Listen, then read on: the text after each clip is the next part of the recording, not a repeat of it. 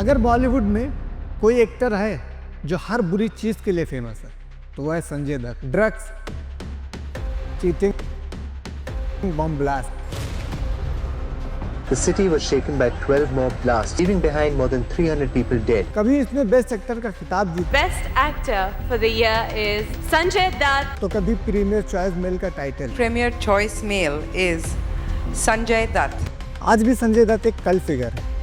आज हम इस वीडियो में जानेंगे इसकी सच्चाई और इसकी वजह से हुए सारे नुकसान और इसके लिए हुए गलत फैसले। संजय दत्त के पेरेंट्स सुनील दत्त और नरगिस बड़े रिस्पेक्टेड लोग थे। सुनील ने अपनी ज़िंदगी देश और लोगों के लिए लगाई, पद्मश्री जीता, सोशल वर्क किया। The President of India honored Nargis for her contribution to the Indian cinema with the Padma Shri.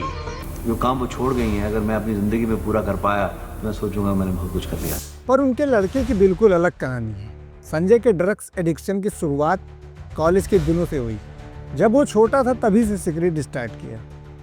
जब वो 6 साल का था तो उसने अपने पापा को स्मोक करते हुए देखा कश्मीर में, तो उसने भी यही जिद की कि मुझे भी चाहिए।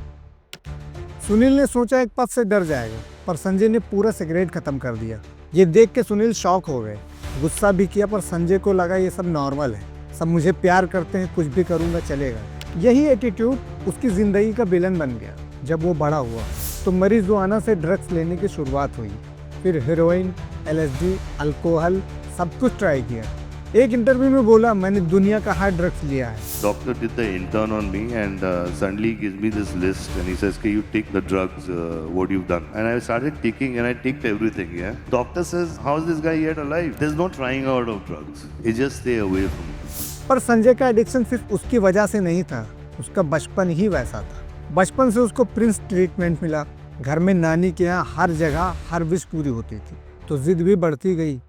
बोर्डिंग भेजा गया डिसिप्लिन के लिए, पर वहाँ भी रिबल बन गया। उसको इतना प्यार मिल रहा था, और प्यार का मतलब ये कि हम सोच रहे थे कि बिगड़ नहीं जाए, और एक डिसिप्लिन जो बोर्डिंग स्कूल में होता है।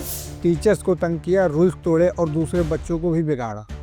फिर भी आज उसके दोस्त कहते हैं कि संजय दिल का बुरा नहीं था, फ्रेंड्स के लिए लॉयल था, कभी पीठ पीछे बात नहीं की। कॉलेज में ड्रग्स का सीन और बुरा हुआ। Where did the actual taking of drugs begin? That's when I came back and I joined college. पढ़ाई में जीरो इंटरेस्ट, बस कॉन्सर्ट और पार्टियों में दिखता था। घर में भी छुप छुप के ड्रग्स लेने लगा। माँ नरगिस को शक हुआ, पर वो कुछ समझ नहीं पाई। एक बार संजय डिनर पे ही हीरोइन लेके बैठ गया, खाना खाते खाते बीच में ही सो गया। पर उनको संजय ने ड्रग्स लिया है इसका आइडिया ही नहीं था। People were not that much knowledgeable. You know, my father didn't know, my sister didn't know, my friends didn't know. Nobody knew what is this powder, man? What the hell? 1993 का bomb blast case Sanjay के लिए turning point था। In a span of 150 minutes, the city was shaken by 12 more blasts along its entire length, leaving behind more than 300 people dead, more than 1,500 injured, and a trail of gruesome destruction. Sanjay Dutt's arrest under TADA for acquiring an illicit AK-56 from smugglers and trying to get rid of it through an underworld contact has focused the entire country. जब मुंबई में blast हुए, police को पता चला कि संजय के घर में AK-56 थी, वही वेपन जो अटैक में यूज हुआ। जर्नलिस्ट बलजीत परमार ने पहली बार यह खबर दी थी कि संजय के घर में मारुति वैन में वेपन्स रखे थे, और अगर वो पुलिस को बता देता शायद ब्लास्ट रुक जाते। जो पहली कंसाइनमेंट इनके घर पे आई थी ब्लास्ट के 1.5-2 महीना पहले, वही कंसाइनमेंट थी जो हथियार आए थे, वही तो ब्लास्ट में यूज किए गए। तो संजय दत्त और उसका परिवार, अगर ये भाई साहब पुलिस को 1.5 महीना पहले बता देते कि ये वैन हमारे घर में हथियारों की बड़ी खड़ी रही है, तो शायद ब्लास्ट नहीं होता। पर संजय ने गन को कटवा के समंदर में फेंक दिया। जब पुलिस ने अरेस्ट किया तब टाड़ा लॉ के अंडर केस लगा। सालों तक कोर्ट के चक्कर काटने पड़े, जेल की सजा काटनी पड़ी।